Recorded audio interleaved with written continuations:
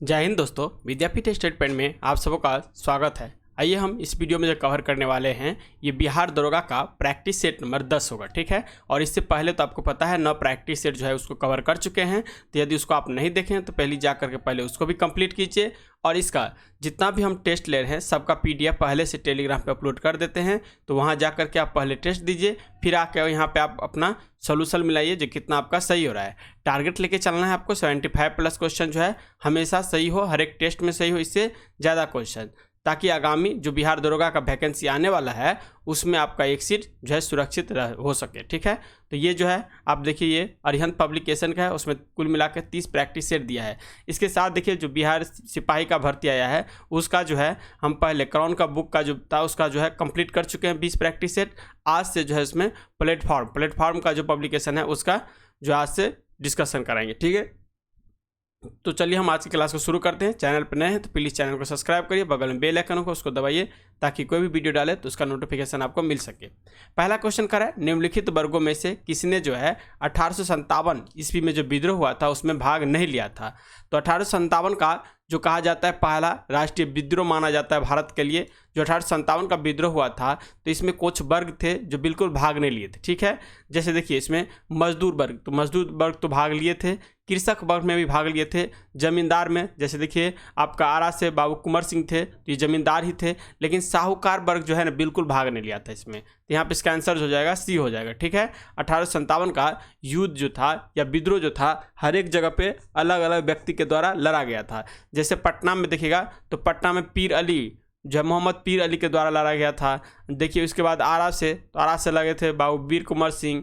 दिल्ली से देखिएगा तो दिल्ली में जाकर के मुगल का जो था बहादुर शाह द्वितीय उसको सब अपना जो है नेतृत्वकर्ता चुन लिया था। इसी तरह से 1857 का विद्रोह हुआ जिसमें साहूकार वर्ग भाग नहीं लिया, बाद में कि मजदूर, कृषक और जमींदार वर्ग ने भाग लिया था। तो यहाँ पे इसका आंसर 2 हो जाएगा।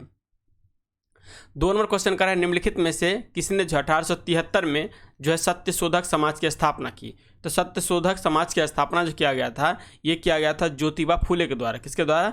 ज्योतिबा फुले के द्वारा किया गया था। और ये किया गया था 24 सितंबर को। कब किया गया था? 24 सितंबर को किया गया था। और ये जो है देखिए सत्यशोधक समाज का मुख्य उद्देश्य जो था ये ब्राह्मणवाद तथा उसकी जो कुरीतियों के विरोध में आवाज़ उठाना था। इस समाज में जो है मूर्ति पूजा तथा कर्मकांड को जो है विद्रोह कर दिया था। जो है सत्यशोधक समाज जो कि ज्योतिबा फुले द्वारा स्थापना किया, इसमें ब्राह्मणवाद में जो बहुत ज़्यादा जो कुरीतियाँ थी उसको जो है विरुद्ध आवाज़ उठाया। साथ में कहा गया कि जो मूर्ति पूजा और कर्मकांड है उसका भी विरोध किया। यहाँ पे इसका आंसर जो आपको लगाना है ज्योतिबा फुले बी हो जाएगा। नेक्स्ट 3 नंबर क्वेश्चन का है, असहयोग आंदोलन के स्थगन संबंधी घटनाओं का सही क्रम जो है इंगित कीजिए। तो देखिए असहयोग आंदोलन कब हुआ? 1920 में असहयोग आंदोलन की शुरुआत हुई, ठीक है।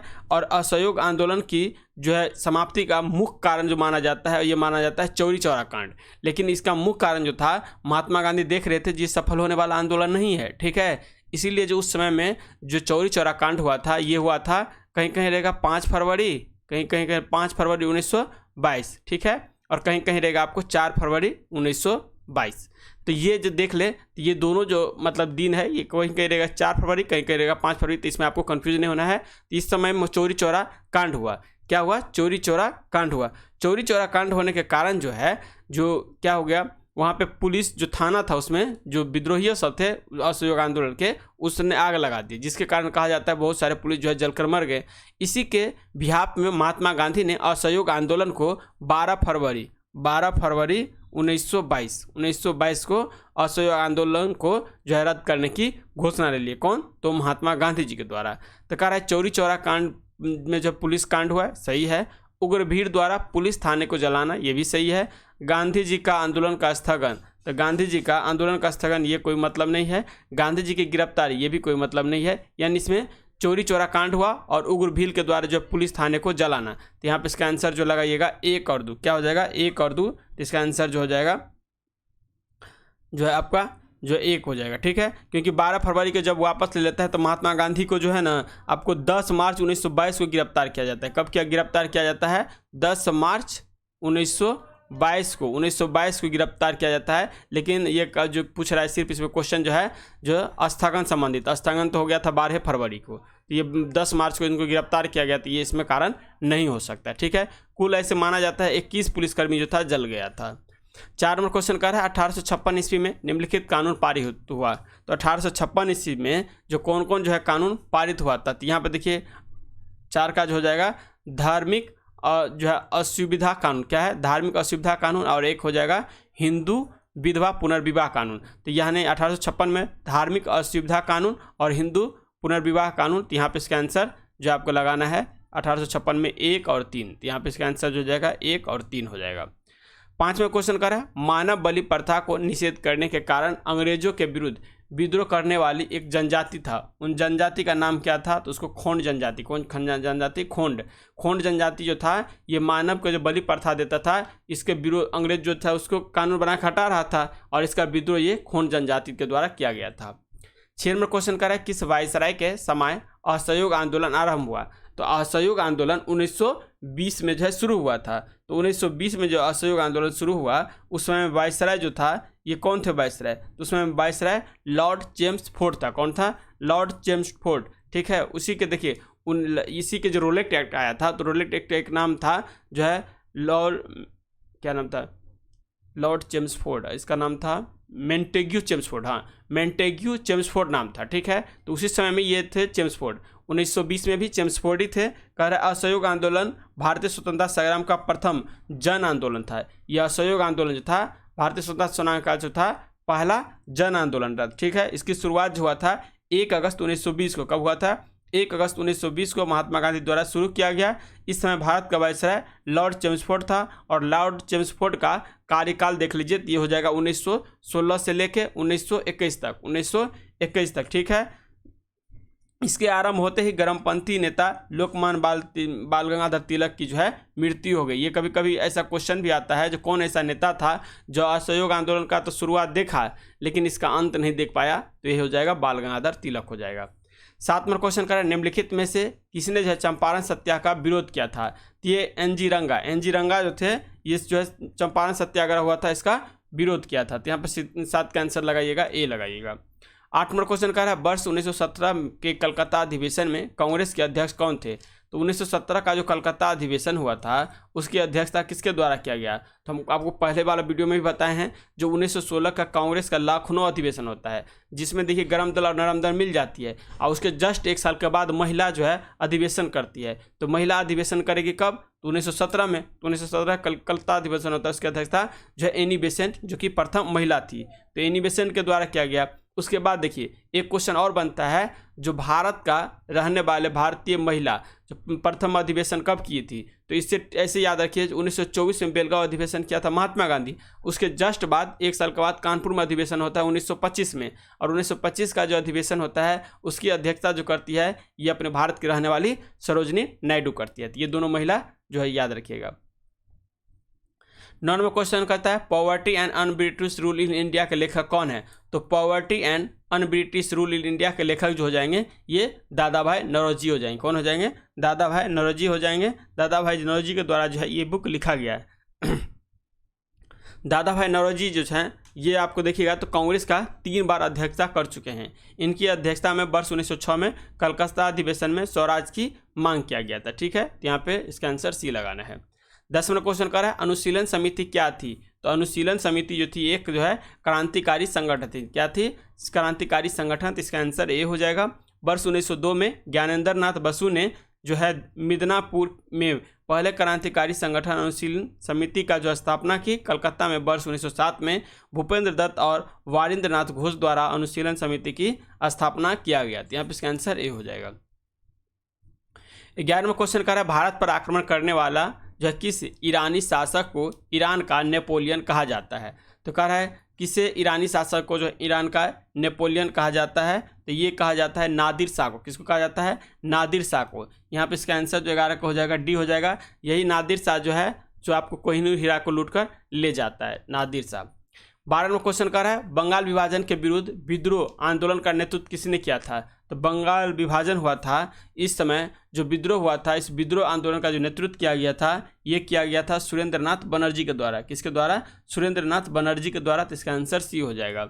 नेक्स्ट 13वां क्वेश्चन का निम्नलिखित घटनाओं का सही अनुक्रम क्या है? तो घटना देखिए तिलक का होम रूल लीग स्थापना ये हुआ था 1916 में, ठीक है। तिलक का होम रूल का स्थापना जो हुआ था ये हुआ था 1916 में, ठीक है। इसका आंसर 13 का हो जाएगा। 13 का आंसर तो पहले डी हो जाएगा। उसके बाद देखिए जब 1915 में जो है ये महात्मा गांधी जी का आगमन होता है 1915 में, यहाँ नहीं होगा, यहाँ होगा 1915 में महात्मा गांधी जी का आगमन होता है, ठीक है। उसके बाद देखिए जो 1914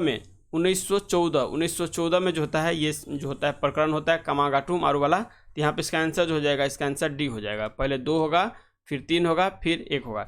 तो देखिए कर है वर्ष 1915 में दक्षिण अफ्रीका से महात्मा गांधी भारत जो आते हैं। उसके बाद देखिए कामागाटू मारू भाप शक्ति से चलने वाली एक जापानी जहाज था। जब जहाज 27 सितंबर 1914 को कलकत्ता के बजबज बंदरगाह पर पहुंचता है तो अंग्रेजों ने उस पर फायरिंग की, जिससे उस पर सवार अनेकों भारतीयों की मृत्यु हो जाती है।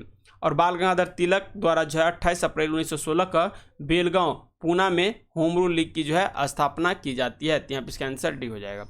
14वां क्वेश्चन का है निम्नलिखित में से किसका योगदान होम रूल लीग की स्थापना में नहीं था। तो होम रूल लीग की स्थापना में देखिए तो बाल गंगाधर तिलक के था, एनी बेसेंट भी की थी, एस सुब्रमण्यम भी इसमें सहायता किया था, लेकिन एच.एस. ऑलकॉट का नहीं था। तो यहाँ पे इसका आंसर जो है डी हो जाएगा। ये जानते हैं बाल गंगाधर तिलक के द्वारा जो 28 अप्रैल 1916 को होम रूल की स्थापना किया गया था, ठीक है। जबकि एनी बेसेंट के द्वारा देखिएगा ये सितंबर में की थी, सितंबर 1916 में जो है ये स्थापना की थी, ठीक है। तो यहाँ पे इसका आंसर ये हो जाएगा आपका डी। जबकि एच.एस. ऑलकॉट के बारे में देखिएगा तो एच.एस. ऑलकॉट और मैडम ब्लात्कावस्की, क्या नाम है, मैडम ब्लात्कावस्की और एच.एस. ऑलकॉट ने अमेरिका में जो है 1875 में थियोसॉफिकल सोसाइटी की स्थापना करता है, ठीक है। तो ये याद रखिए, एक तो होगा क्या नाम है, मैडम ब्लात्कावस्की और एच.एस. ऑलकॉट, ये अमेरिका में 1875 में जो है थियोसॉफिकल सोसाइटी की स्थापना करती है। ये आपको होम रूल से नहीं जुड़ी हुई है। 15वां क्वेश्चन का है निम्नलिखित वर्गों में से जो है कौन वर्ष 1905 में स्वदेशी आंदोलन का मुख्य प्रभावित नहीं रहा था। तो यहाँ पर देखिए कह रहा है जो है महिला रहित थी, कुछ महिला इसमें थी, लेकिन कृषक और बुद्धिजीवी नहीं था, जबकि मुसलमान इसमें जो है था इसमें। यहाँ पर हो जाएगा 2 और 3, इसका आंसर हो जाएगा 15 का। 16वां क्वेश्चन कर रहा है 24 सितंबर 1932 को पूना पैक्ट गांधी और किसके बीच में हुआ था। तो पूना पैक्ट हुआ था गांधी और जो है भीमराव अम्बेडकर जी के बीच में। यहाँ पे 16 में आंसर जो हो जाएगा सी हो जाएगा। देखिए मदन मोहन मालवीय, डॉक्टर राजेंद्र प्रसाद, पुरुषोत्तम दास सी, राजगोपालचारी आदि के प्रयत्नों से जो है 24 सितंबर 1932 को जो है गांधी जी एवं अम्बेडकर के मध्य पूना पैक्ट हुआ था। पूना पैक्ट समझौता से दलित के लिए पृथक निर्वाचन व्यवस्था को जो है समाप्त कर दिया था, ठीक है। ये पूना जेल का जो है ये घटनाक्रम है। यहाँ पे इसका आंसर सी हो जाएगा। 17वां क्वेश्चन करें 19वीं शताब्दी के धर्म एवं समाज सुधार आंदोलन ने जनसंख्या के किस वर्ग को मुख्यतः आकर्षित किया था। ये जनसंख्या का देखिएगा ये क्या था जो है बुद्धिजीवी वर्ग को, किसको क्या कहा था, बुद्धिजीवी वर्ग को। तो यहाँ पे इसका आंसर सिर्फ केवल 1 हो जाएगा। 18वां क्वेश्चन कर रहा है सोशलिस्ट नामक समाचार पत्र का प्रकाशन सर्वप्रथम किसने किया था। तो सोशलिस्ट नामक समाचार पत्र का प्रकाशन जो है सर्वप्रथम या जो है किसके द्वारा किया गया था। तो ये किया गया था आपका श्रीपाद अमृत डांगे के द्वारा। क्या है, श्रीपाद अमृत डांगे के द्वारा। यहाँ पे इसका आंसर बी हो जाएगा। 19वां क्वेश्चन कर है बिहार से प्राप्त मौर्यकालीन अभिलेख लिपि है। तो बिहार से प्राप्त जो है मौर्यकालीन अभिलिपि जो हो जाएगा ये हो जाएगा ब्राह्मी लिपि जो होता है ये बाईं से दाईं लिखा जाता है, ठीक है। जबकि खरोष्टी और लिपि जो होगा ये आपको दाईं से बाईं लिखी जाती है। तो यहाँ पे इसका आंसर जो है आपको सी लिखना है। मौर्यकालीन अभिलेख एवं शिलालेखों में मुख्य रूप से प्राकृतिक भाषा और पूर्वी भारत में जो है ब्राह्मी लिपि, पश्चिमोत्तर भारत में खरोष्टी लिपि तथा सीमांत प्रांत में देखिएगा तो ग्रीक और अरमाइक लिपि का प्रयोग किया गया है। बिहार से प्राप्त मौर्यकालीन अभिलेख की लिपि ब्राह्मी है। बिहार में मौर्यकालीन अभिलेख जो है यह स्तंभ एवं गुहा लेख बराबर जो है सासाराम एवं चंपारण से प्राप्त हुए हैं। 20वां क्वेश्चन कर रहा है महावीर का जन्म स्थल कुंडलग्राम जो है बिहार के किस जिले में है। तो बिहार का जो कुंडलग्राम जो है ये आपका वैशाली में है। कहाँ पे है, वैशाली में है। यहाँ पे इसका आंसर बी हो जाएगा। जैन धर्म के जो थे 24वें तीर्थंकर थे कौन, महावीर स्वामी। उनका जन्म जो हुआ था, इनका जन्म देखिए तो 540 ईसा पूर्व में हुआ था। कब हुआ था, 540 ईसा पूर्व में हुआ था। इनके पिता का नाम जो था ये सिद्धार्थ था, माता का नाम रखिएगा याद तीर्थला था। महावीर जी का जो है 42 वर्ष की आयु में जो है रिजुग्राम के समीप जो है रिजुपालिका नदी के तट पर एक साल वृक्ष के नीचे जो है ज्ञान की प्राप्ति हुआ। और जैन धर्म में ज्ञान की प्राप्ति को क्या कहा जाता है? तो जैन धर्म में ज्ञान की प्राप्ति को कैवल्य कहा जाता है। क्या कहा जाता है? कैवल्य कहा जाता है। 21 नंबर क्वेश्चन कर रहा है, वह पहला मुगल शासक कौन था जिसके अभिलेख बिहार में मिले हैं? तो जिसके अभिलेख जो है बिहार में मिले हैं, ये मुगल शासक जो था ये था अकबर। कौन है? अकबर है। तो इसका आंसर सी हो जाएगा। 22 नंबर क्वेश्चन कर रहा है, किस अंग्रेजी यात्री ने बिहार में 1670 से 71 ईस्वी में भीषण अकाल की चर्चा किया है? तो ये भीषण अकाल की चर्चा जो किया गया है ये जो हो जाएगा आपका इसका आंसर बी हो जाएगा, जॉन मार्शल के द्वारा। किसके द्वारा? जॉन मार्शल के द्वारा। नेक्स्ट देखिए 23वां क्वेश्चन कर रहा है, उस क्षेत्र का पहचान कीजिए जहां संथालों ने 1855 से 56 ईस्वी में अपनी सरकार की घोषणा की थी। यानी उस क्षेत्र का पहचान कीजिए जहां संथालों ने 1855 से 56 ईस्वी में अपनी सरकार की घोषणा की थी। तो यहाँ पर इसका 23 का जो हो जाएगा भागलपुर राजमहल की पहाड़ियाँ। क्या है? भागलपुर राजमहल की पहाड़ियाँ हो जाएगा। 24वां क्वेश्चन कर रहा है, बिहार से प्राप्त पहला द्विभाषी अभिलेख किस मध्यकालीन शासक से संबंधित है? तो बिहार से प्राप्त पहला द्विभाषी अभिलेख किस मध्यकालीन शासक से संबंधित है? यहाँ 24 का जो हो जाएगा शेरशाह। किससे? शेरशाह से संबंधित है। यहाँ पे इसका आंसर बी हो जाएगा।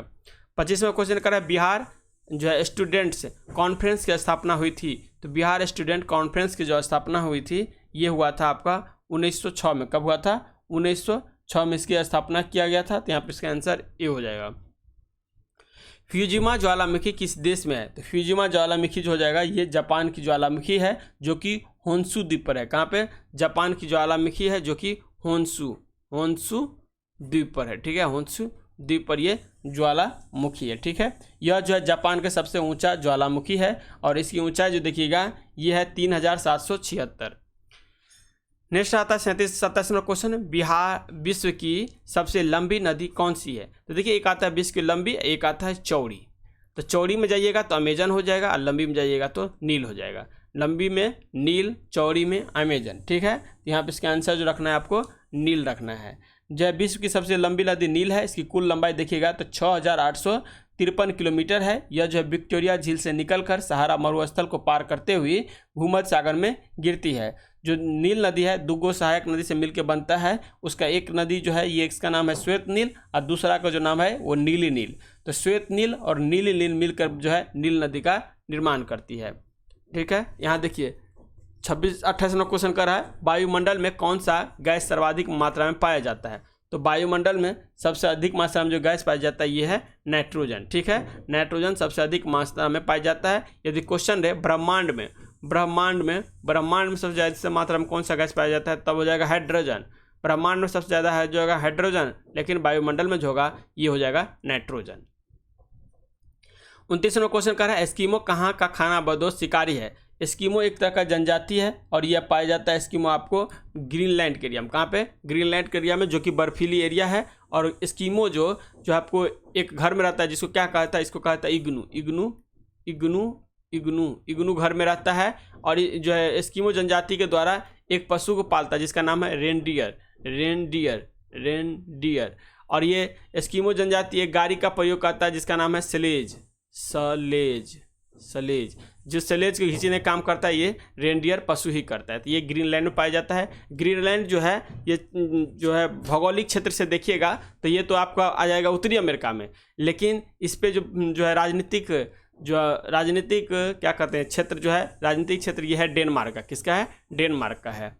नेक्स्ट 30 नंबर क्वेश्चन कर रहे हैं, भारत में सबसे लंबी तटरेखा वाला प्रायद्वीप राज्य कौन सा है? तो भारत में सबसे लंबी तटरेखा वाला प्रायद्वीप राज्य जो हो जाएगा ये हो जाएगा गुजरात। कौन हो जाएगा? गुजरात। इसको याद रखिए गेट करके।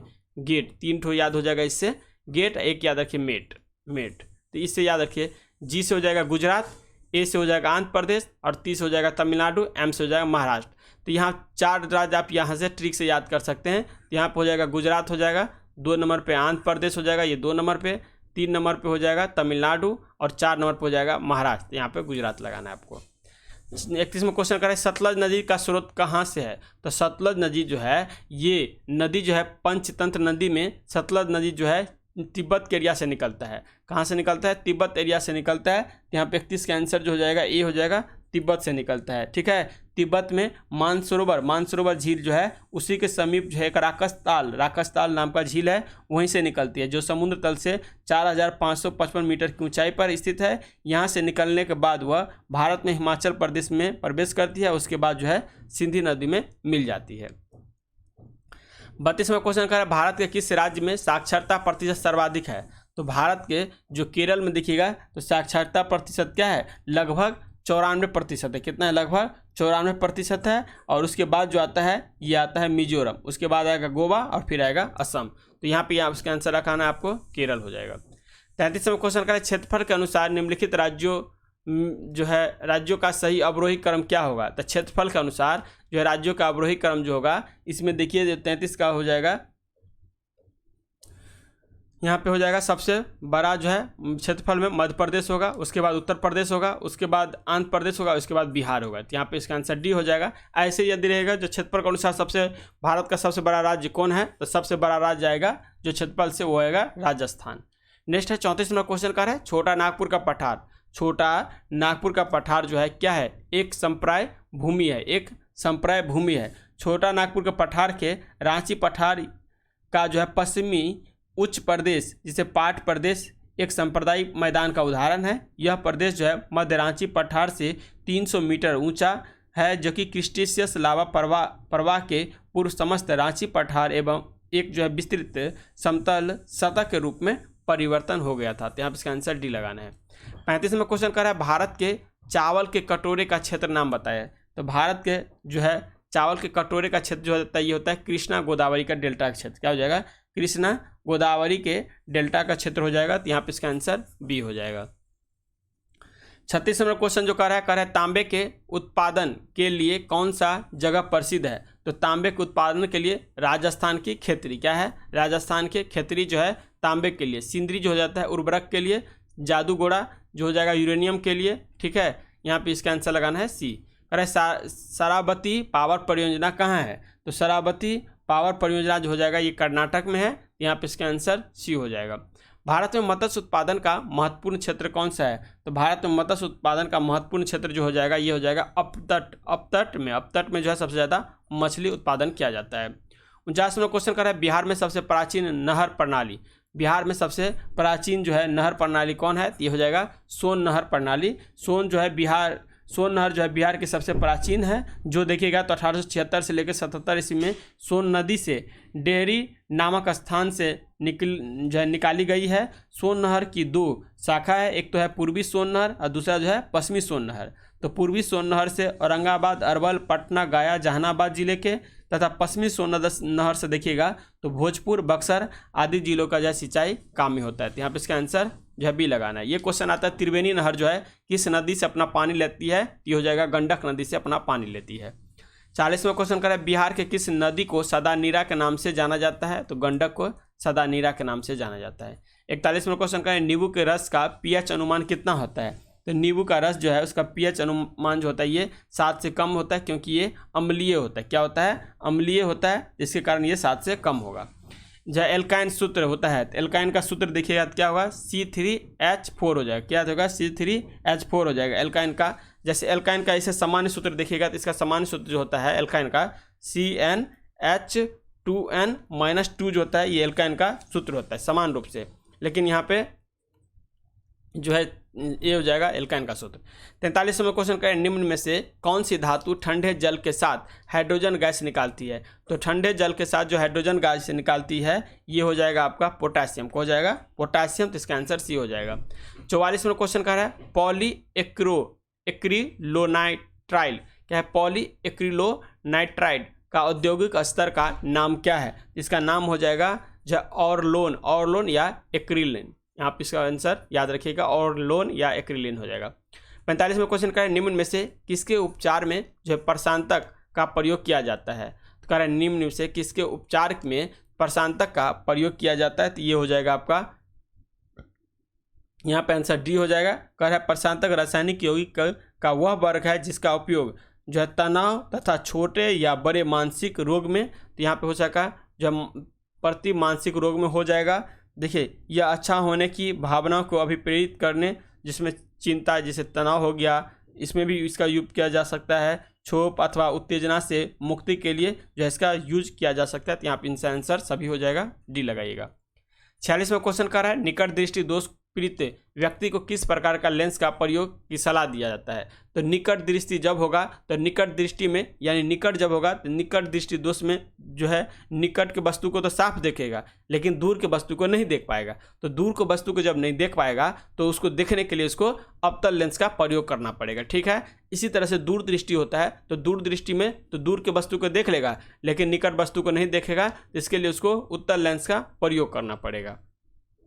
तो यहाँ पे इसका आंसर बी लगाना है।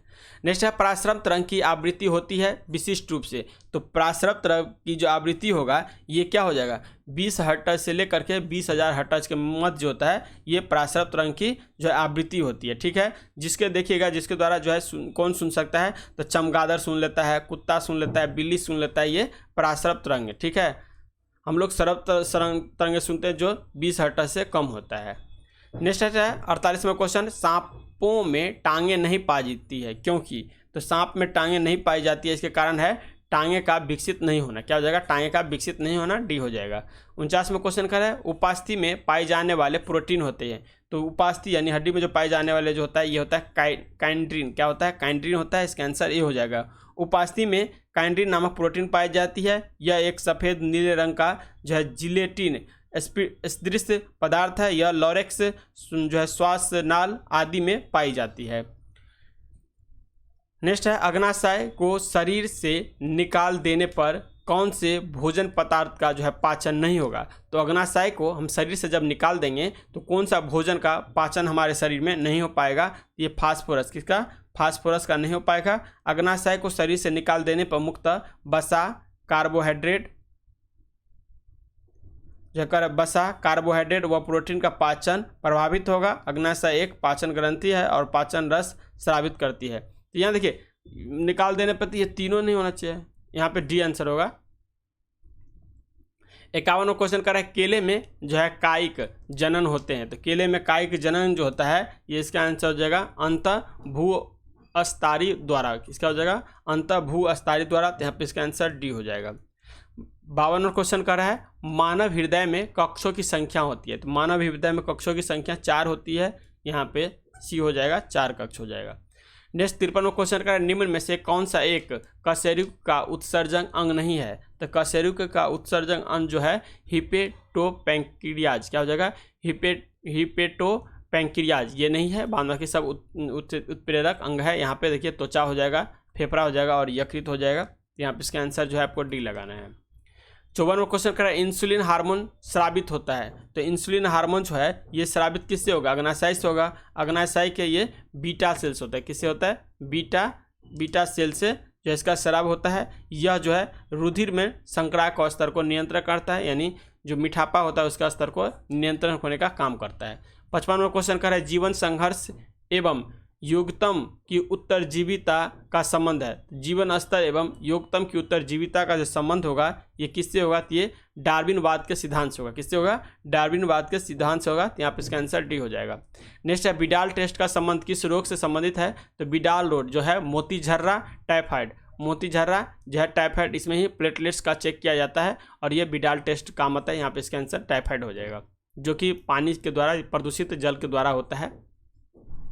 57वां क्वेश्चन कर रहा है वातावरण में किस गैस की कमी के कारण त्वचा के कैंसर के जो है आवरण बढ़ जाएगा, यानी कैंसर के जो है आवरण जो है ये बढ़ जाएगा। तो ये जो हो जाएगा 57 के इसका आंसर हो जाएगा ए ओजोन। यहाँ पे इसका आंसर कर रहा है ओजोन की कमी होने के कारण त्वचा के कैंसर का जो अवसर, यहाँ पे अवसर होगा, अवसर जो है, ठीक है, अवसर जो है बढ़ जाएगा क्योंकि यह जो है सूर्य की पराबैंगनी किरणें को अवशोषित करती है। ओजोन परत को नष्ट करने वाले गैसों में क्लोरोफ्लोरोकार्बन जो कि एयर कंडीशनर रेफ्रिजरेटर आदि से निकलती है। 58वां क्वेश्चन कह रहा है भारतीय संविधान में मूल कर्तव्यों के प्रावधान की संस्तुति किस आयोग ने की थी। तो भारतीय संविधान में मूल कर्तव्यों की संस्तुति जो किया गया था ये स्वर्ण सिंह समिति द्वारा किया गया था और ये क्या जोड़ा गया था 42वें संविधान संशोधन 1976 में, ठीक है। तो उस समय में जोड़ा गया था 10 मूल कर्तव्य हमारे संविधान के आर्टिकल 51 के क में जोड़ा गया था, जो कि एक तरह से कहिएगा तो राज्य के नीति निर्देशन तत्व का ही पार्ट है। बाद की बलवंत राय मेहता समिति जानते हैं, त्रिस्तरीय पंचायती राज व्यवस्था का जो है गठन बलवंती राय मेहता समिति के द्वारा किया गया था, तो यहाँ पे सी हो जाएगा।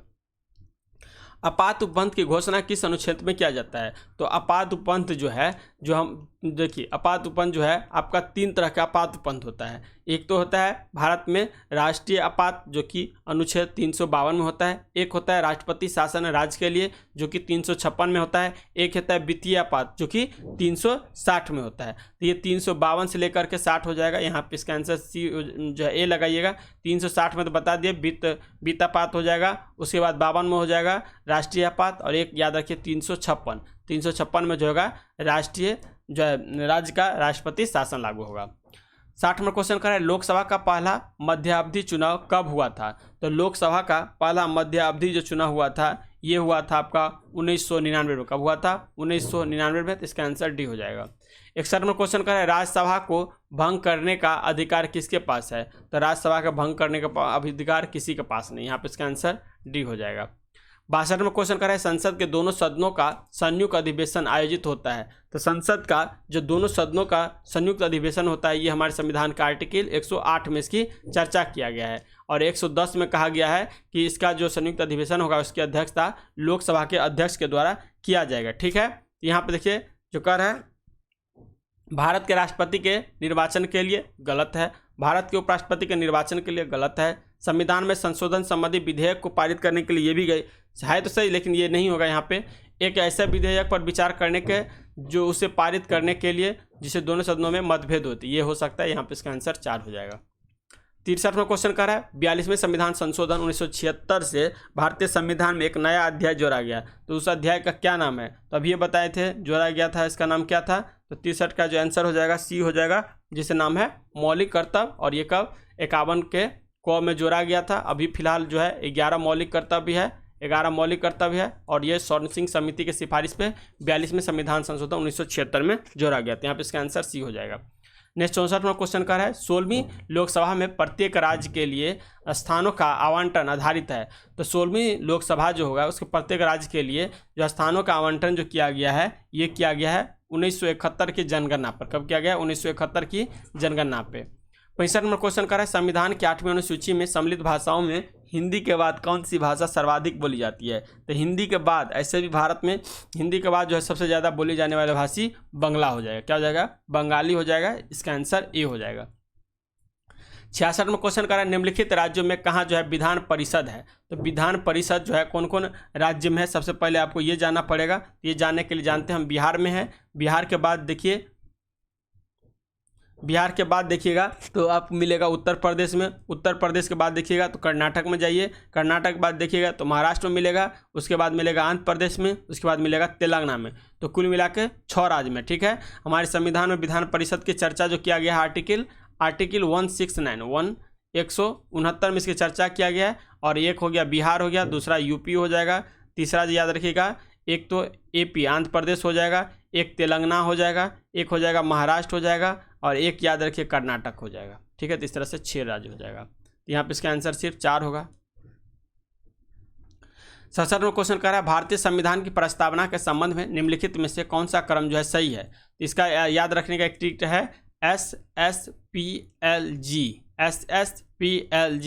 जो देखिए सार्वभौमिक होगा इसका आंसर। इसका जो हो जाएगा सबसे पहले सार्वभौमिक हो जाएगा। ठीक है, सार्वभौमिक हो गया। उसके बाद समाजवाद होगा, समाजवाद हो गया। इसके बाद पंथ निरपेक्ष। हमारे संविधान की प्रस्तावना पंथ निरपेक्ष है, लेकिन धर्मनिरपेक्ष और पंथ निरपेक्ष एक ही होता है। उसके बाद लोकतंत्र, तो यहाँ पर जनवाद दे दिया है। इसके बाद गणतंत्र, यहाँ पे इसका आंसर डी हो जाएगा। SSPLG याद रखिएगा। नेक्स्ट है 68 नंबर क्वेश्चन किस राज्य में विधान परिषद की संरचना अथवा विघटन किया जा सकता है? किसी राज्य में विधान परिषद की संरचना एवं विघटन जो किया जा सकता है ये हो जाएगा आपका संसद के द्वारा। किसके द्वारा? संसद के द्वारा किया जा सकता है। इसका आंसर जो है बी हो जाएगा। नेक्स्ट का है 69 क्वेश्चन यदि किसी राज्य की विधानसभा का अध्यक्ष पद त्यागना चाहे तो अपना त्याग पद किसको देगा? तो जब विधानसभा का अध्यक्ष हो ये अपना त्याग पद देगा, ये देगा उपाध्यक्ष को। किसको देगा? उपाध्यक्ष को देगा। यहाँ पे इसका आंसर सी हो जाएगा। 70वां क्वेश्चन कर रहा है एक देश अपनी मुद्रा के अवमूलन का सहारा लेता है। एक देश जो है अपनी देश की मुद्रा के अवमूलन का जो सहारा लेता है, जो है व्यापारी संतुलन करने के लिए क्या करता है, व्यापारी संतुलन के लिए अवमूलन का काम ही होता है जो विदेश में जो अपने सामान को बेचना, विदेश में अपने सामान को बेचता है, क्योंकि अपने देश के सामान जो है विदेश के करेंसी से वैल्यू अपने करेंसी को कम कर देता है। तो अपने करेंसी का जब वैल्यू कम कर देगा तो विदेश के लोग सब आकर के भारत में, मान लीजिए भारत में अवमूलन हुआ था तो क्या हुआ था, विदेश की करेंसी से अपने देश की करेंसी का वैल्यू गिरा देता है, और गिरा देने के बाद यहाँ जो है सामान सब का रेट कम हो जाता है विदेशी लोग को, तो यहाँ से इसको जो है आपको निर्यात करता है वस्तु सब का, यहाँ पे इसका जो है व्यापार में संतुलन के लिए। 71वां क्वेश्चन करें निम्न में से किसी वस्तु एवं सेवा कर जीएसटी में शामिल नहीं किया गया है। तो वस्तु एवं सेवा कर जीएसटी में जिसको शामिल नहीं किया गया ये है एल्कोहल, एल्कोहल को इसमें शामिल नहीं किया गया, तो यहाँ पे इसका आंसर ये हो जाएगा। कह रहा है सांवला योजना संबंधित है, तो सांवला योजना संबंधित होगा, ये किशोरियों से संबंधित हो जाएगा। भारत में कृषि वस्तु के संबंध में न्यूनतम समर्थन मूल्य जो है प्रापण मूल्य आदि से संबंधित आयोग जो है ये क्या हो जाएगा, ये हो जाएगा कृषि लागत और मूल्य आयोग। कह रहा है भारत में कृषि वस्तु के संबंध में न्यूनतम समर्थन मूल्य जो है प्राणन मूल्य आदि के संबंध में जो होगा ये कृषि लागत और मूल्य आयोग से।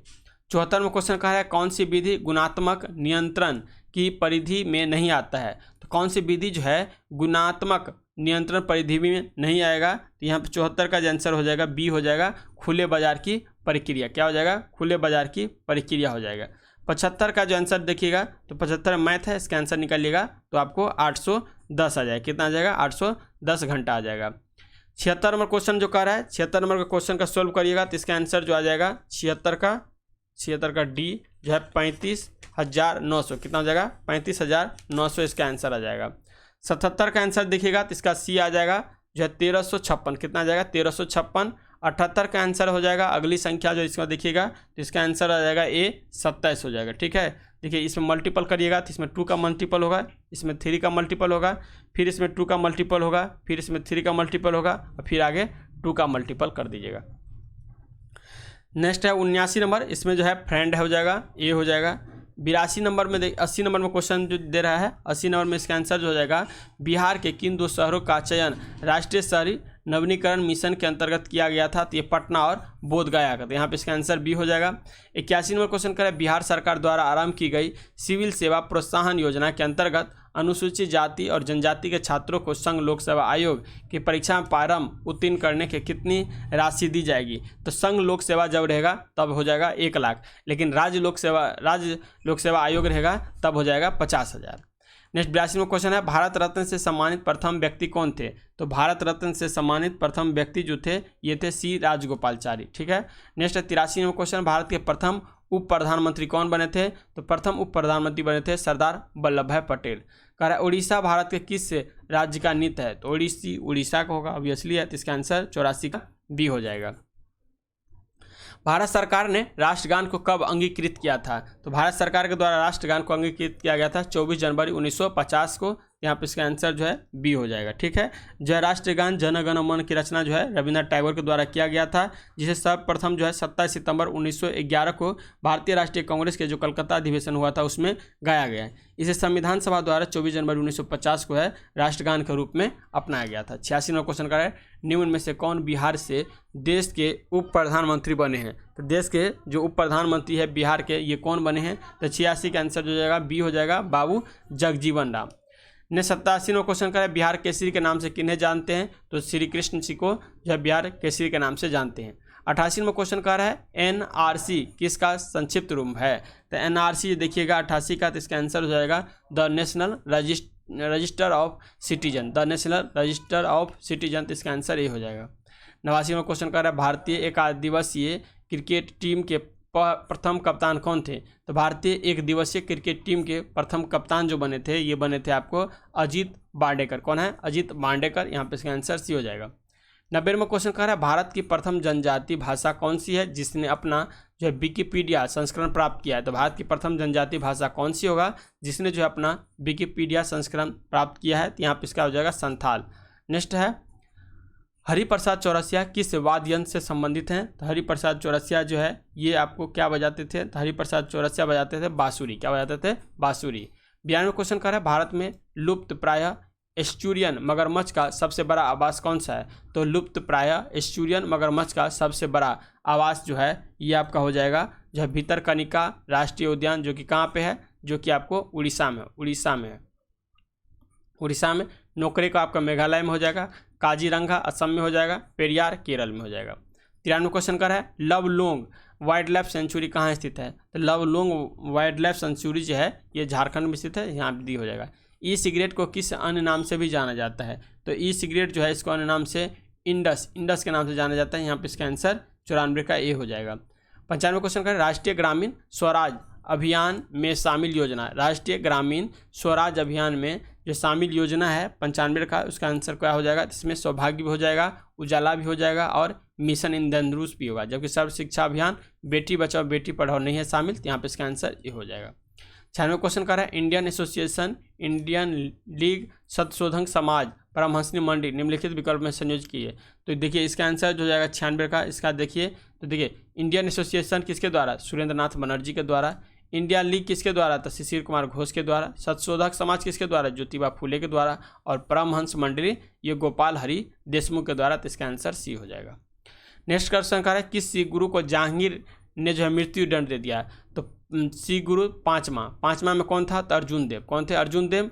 और एक और याद रखिए औरंगजेब दिया था 9वां कौन थे? तो गुरु तेग बहादुर। तो ये हो जाएगा जो है अर्जुन देव को।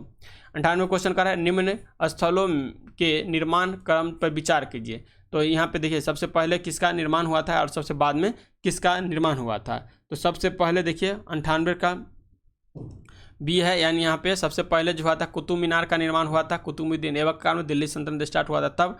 उसके बाद आता है तुगलक किला, तुगलक वंश का जो शुरुआत होता है ये 1300 के आसपास हो गया, ये 1206-7 के आसपास हो गया। उसके बाद आएगा लोधी, जो है लोधी वंश का शासक था। उसके बाद अकबर के द्वारा फतेहपुर सीकरी की स्थापना किया गया था। तो यहाँ पे इसका आंसर बी हो जाएगा। नेक्स्ट 99 क्वेश्चन का है सिराजुद्दौला के साथ अंग्रेजों ने कौन सी संधि की थी? तो सिराजुद्दौला के साथ जो अंग्रेजों के द्वारा संधि हुआ था ये हुआ था आपको कब हुआ था? तो ये हुआ था 9 फरवरी और 1757 को। इसमें जो है अलीनगर का संधि हुआ था। तो यहाँ पे इसका आंसर जो है ए हो जाएगा। ठीक है। नेक्स्ट 100वां क्वेश्चन का है विजयनगर के राजा कृष्ण देव राय ने जो गोलकुंडा का युद्ध किस राजा के साथ लड़ा था? तो विजयनगर के राजा जो थे कृष्ण देव राय, ये गोलकुंडा का युद्ध हुआ था, ये कौन से राजा के साथ लड़ा था? ये लड़ा था कुलुब कुतुब शाह। क्या है? कुलुब कुतुब शाह। ये किसके राजा थे? तो गोलकुंडा के थे कुलुब कुतुब शाह। यहाँ पे इसका आंसर जो है आपका ए हो जाएगा। इस तरह से इसमें 100 क्वेश्चन का डिस्कशन यहाँ कंप्लीट हो गया है। इसका पीडीएफ पहले बता दिए टेलीग्राम पर अपलोड है। तो पहले आप कोई भी जो है टेस्ट हम देते हैं या कोई भी टेस्ट का वीडियो अपलोड करते हैं, सबका पीडीएफ हम पहले टेलीग्राम पर अपलोड कर देते हैं। तो वहाँ से जाकर के डाउनलोड कीजिए, पहले टेस्ट दीजिए, फिर आके यहाँ मिलाइए। तो मिलते हैं नेक्स्ट वीडियो में। तब तक के लिए जय हिंद जय भारत।